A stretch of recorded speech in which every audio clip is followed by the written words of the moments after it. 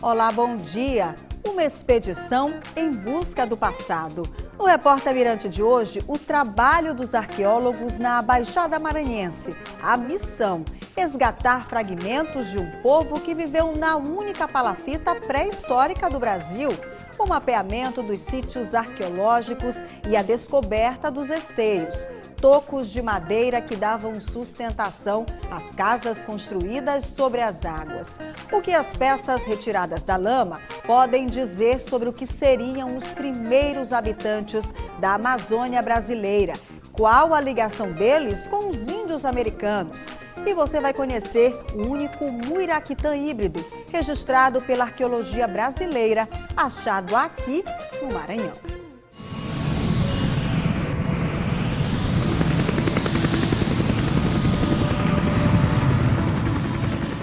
A estação seca está longe do fim e uma planície lamacenta agora domina o norte do Maranhão.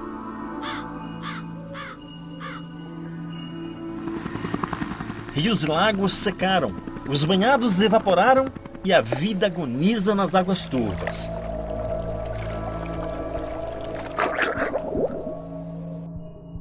O Pantanal maranhense se tornou um imenso deserto. E um fascinante tesouro arqueológico ressurge das profundezas dos lagos que minguaram no verão amazônico.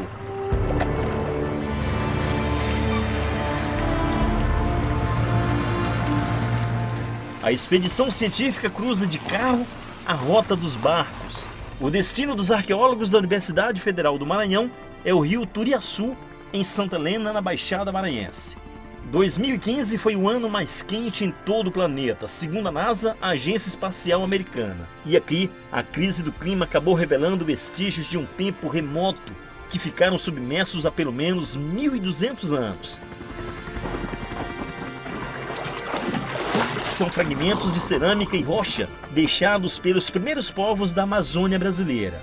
Uma gente que vivia em palafitas erguidas em cima dos lagos.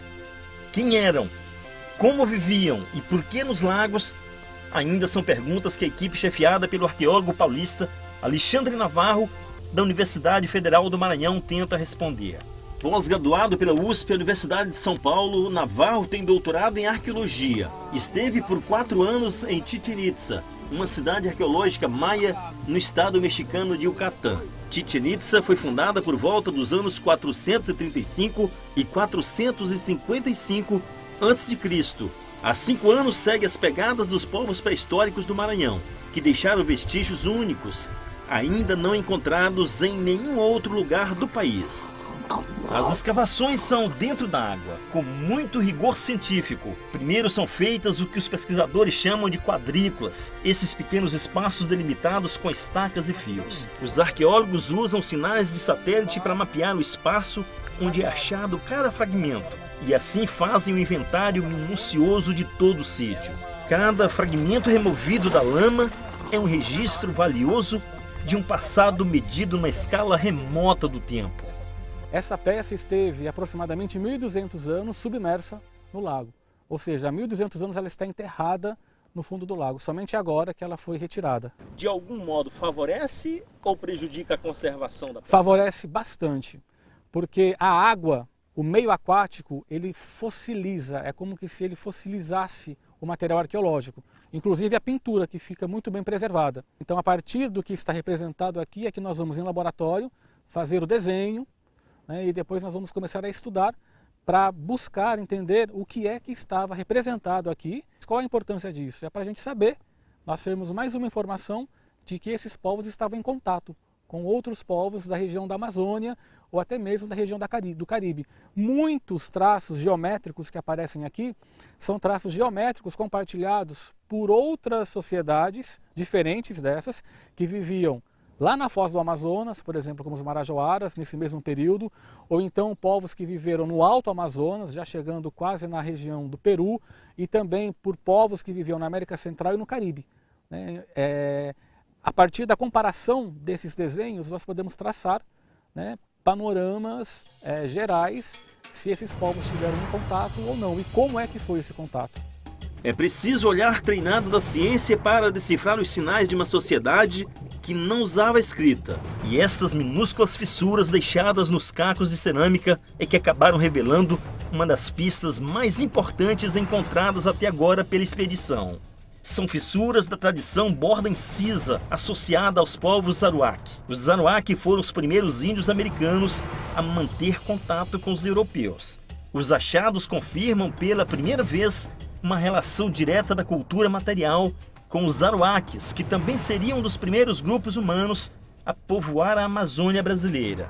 As gravuras e os desenhos impressos na cerâmica estão ajudando os arqueólogos a refazer a rota desses povos, desde a costa da Flórida, cruzando o Caribe, a Venezuela, Colômbia, o Peru, o Suriname, até chegar ao Brasil pelo rio Orinoco. As escavações no norte do Maranhão começaram há 3 anos.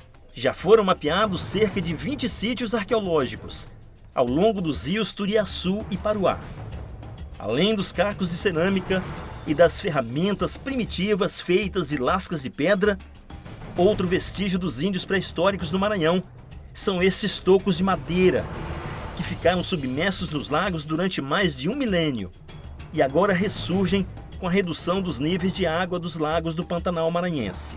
Olhando assim, o que parece ser madeira velha, estragada pelo tempo, é, segundo os arqueólogos, o que restou de uma imensa aldeia indígena com mais de 1.200 anos. Aqui teria existido uma das maiores estearias do país. O mapeamento de cada um dos esteios que ficaram fincados na lama permitiu que fosse feita a reconstituição do que seria uma aldeia do povo Arawak. Imensas ocas cobertas de palha, erguidas em cima de esteios, bem no centro dos lagos. Essa estearia na bacia do rio Pericumã seria uma palafita com 10 hectares, área equivalente a 10 campos de futebol. Os arqueólogos mapearam 167 esteios, mas a tocaria já foi bem maior no passado. Nós arrancamos bastante. Arrancamos bastante. Bastante de que tudo? Arrancamos seguramente uns 1.000 morão, uns 1.000 esteios. Tudo aqui. Naquela área ali a gente arrancou muito nessa área, tudo nessa área aqui. Pra quê? Nós arrancamos para vender na época. Arrancamos para vender, o comprador ele cortou, fez o estouro curto e rachou para fazer faxina, para cerca de cercado. E de onde vem essa madeira? Aí fica a pergunta, que eu não sei de onde vem. Daqui da região, eu digo que não porque quando eu me entendi, essa madeira nessa área aqui não tem essa madeira com o âmbito que ele tem aqui. São 167 esteios somente que restaram por conta, né, da ação predatória ao longo de todos os séculos. Possivelmente era um lugar muito importante porque era um local com uma grande densidade demográfica. Possivelmente aqui viviam milhares de pessoas e particularmente é um lugar muito importante para mim. É um lugar assim que me desperta muita emoção pela sua grandiosidade. Eu fico imaginando, por exemplo, à noite, né, as milhares de pessoas recolhidas em suas casas, as canoas atracadas e as labaredas de fogo que deviam ter, né, para iluminar a noite. Portanto, era um sítio de grande dimensão.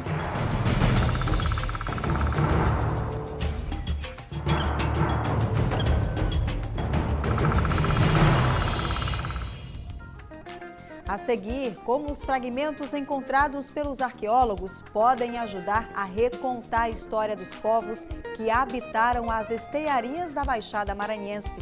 A gente volta já.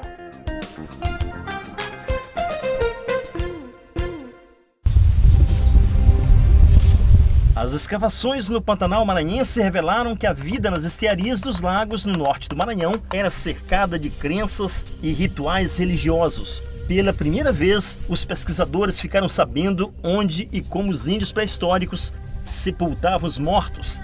Uma novidade para a arqueologia brasileira. Estamos agora num lugar sagrado. Testemunhamos um achado raro, a descoberta de urnas funerárias. Ao lado de cada uma delas, fragmentos de vasos de cerâmica usados em oferendas e rituais.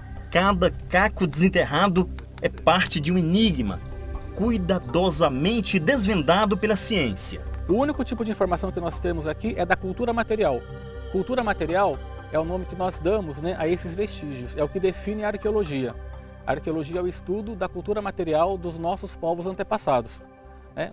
Como eles não tiveram escrita, a única maneira de registrar o passado deles é a partir dos objetos e dos artefatos que eles deixaram. Bom, como nós podemos inferir que aqui é um cemitério, né? É um sítio, como nós podemos observar, que ele está numa parte mais alta, ou seja, mesmo quando chove, essa área não inunda. Então, esse tipo de achado é muito importante porque responde a uma das principais perguntas que nós tínhamos: onde aqueles povos estavam enterrando os seus mortos? Não era no lago.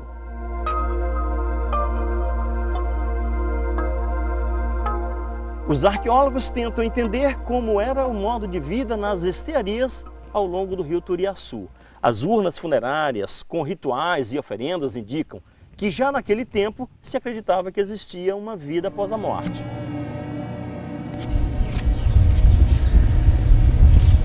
As urnas encontradas até agora estavam enterradas em Florante, a menos de 1000 metros do rio Turiaçu, em Santa Helena. O tempo e as erosões deixaram as urnas estilhaçadas. Ainda assim é possível reconstituir os rituais nas aldeias. As urnas tinham formas ovais, parecidas com uma panela de barro. Mediam em média 40 centímetros de profundidade. Portanto, não cabia um corpo.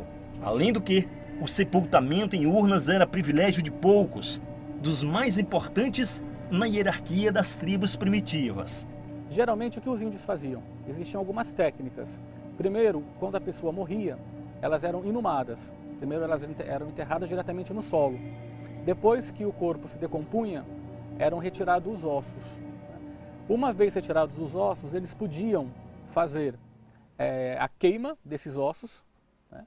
É um tipo de exocanibalismo, né? Eles retiravam os ossos, queimavam e as cinzas eram depositadas dentro dessas urnas e elas eram enterradas.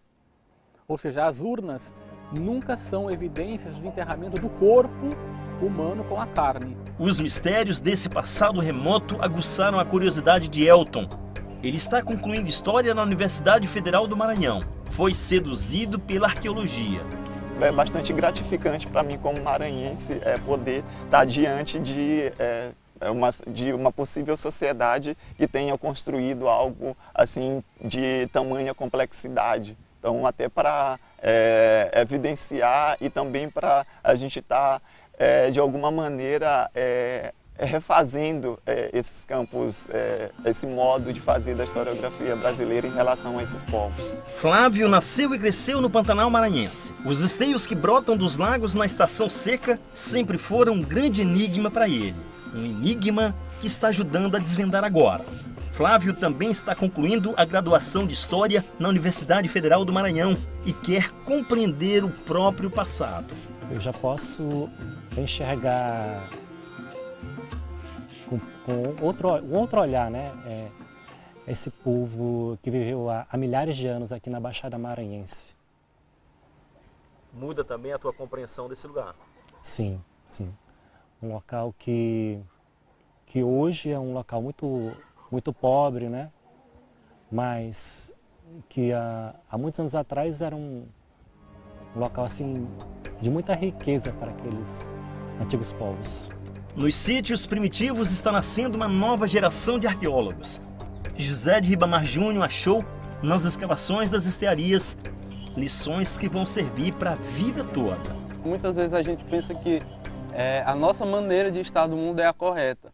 Então, os outros é que tem que se moldar ao meu jeito de estar no mundo, né? Então, se eu estudo arqueologia e estudo história, eu percebo essa diferença, essa alteridade, essa variedade de culturas, de civilizações, né? Isso me ajuda a lidar melhor com o outro. Além de respeitar o outro, admirar o que o outro faz também. O fazer das tribos primitivas que ficou eternizado nas estearias ainda é um enigma, mas que lentamente vai sendo revelado.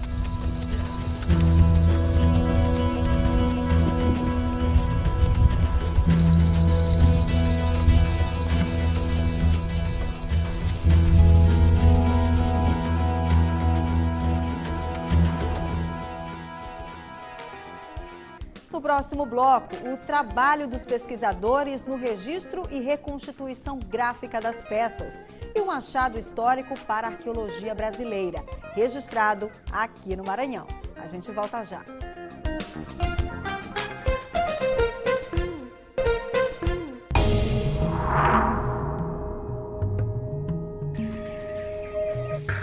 A vida nas estearias, assim como nas cavernas da Idade da Pedra, dependia do uso de lascas de pedra, uma arte primitiva que ficou eternizada ao redor dos lagos no norte do Maranhão. A expedição científica dos arqueólogos da Universidade Federal do Maranhão também achou vestígios dos índios pré-históricos nestas rochas. As fendas, os contornos, os estilhaços de rocha são evidências de que naquele tempo a vida nas estearias ainda era bem primitiva.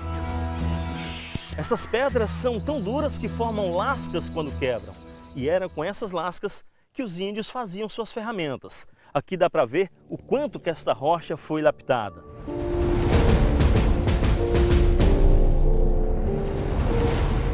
Uma das características da bacia hidrográfica do Rio Turiaçu é a ausência de afloramentos rochosos.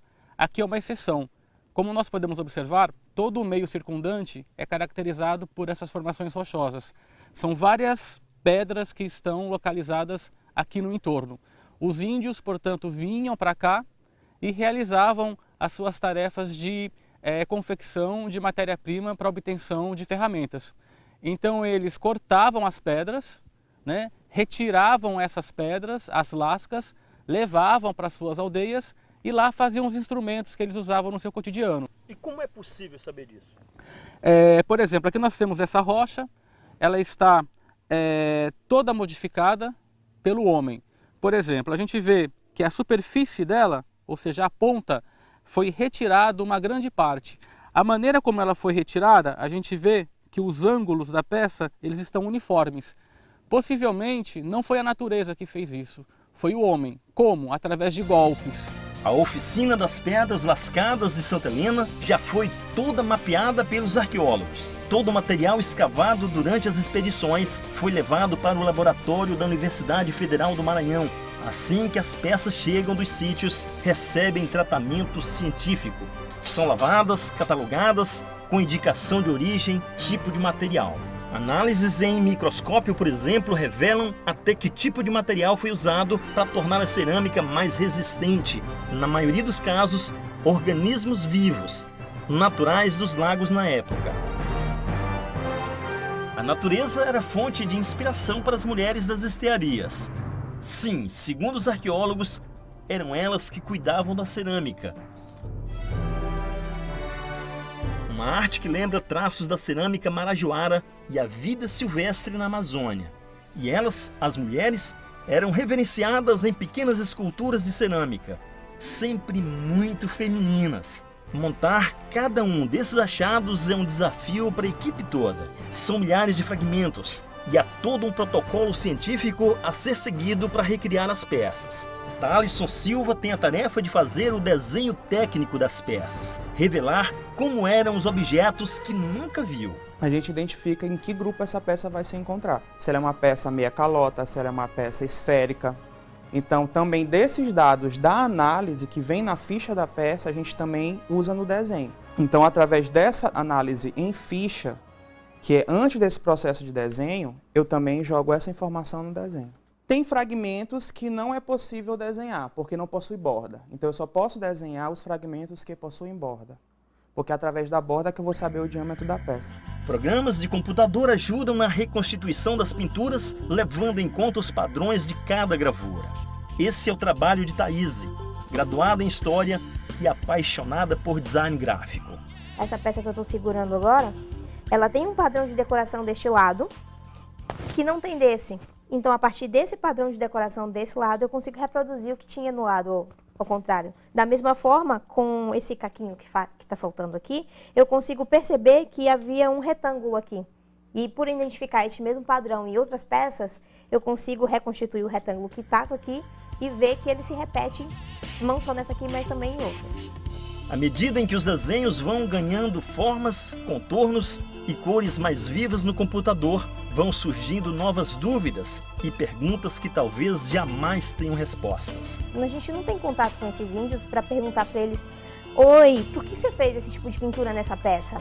Por que você está usando esse tipo de tinta? Por que esse traço nessa peça ele é maior, ele é menor? Mas o que a gente pode dizer é que essas peças amplamente decoradas, elas são peças basicamente usadas em rituais. Elas não devem ser uma peça de uso cotidiano, até porque uma decoração tão presente na peça, tanto pelo lado interno quanto no lado externo, também tem um tipo de decoração, ela não é uma peça que vai ser levada constantemente ao fogo.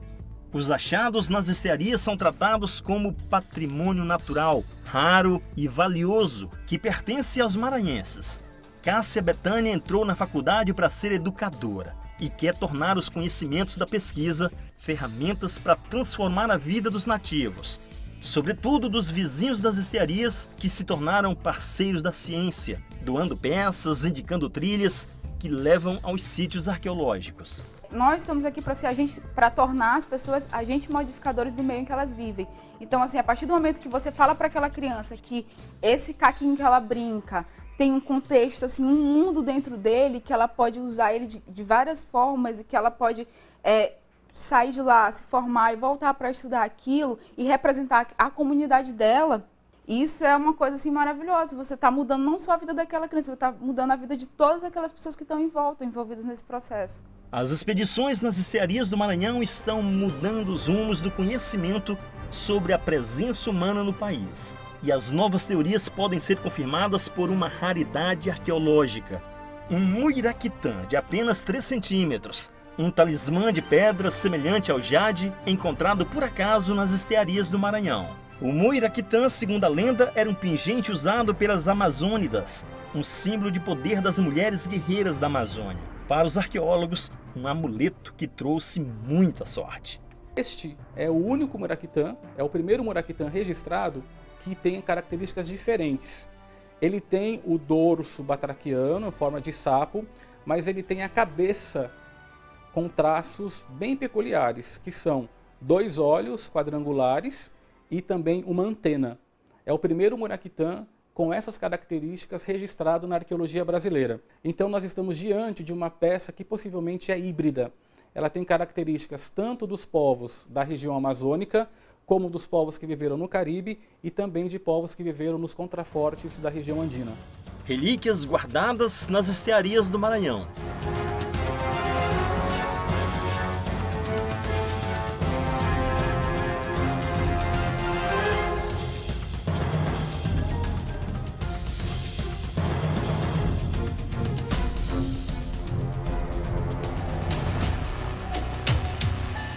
O Repórter Mirante termina aqui. Obrigada pela sua companhia. O programa de hoje vai estar disponível daqui a pouquinho no G1 Maranhão. Um bom dia a todos e até o próximo sábado. Tchau!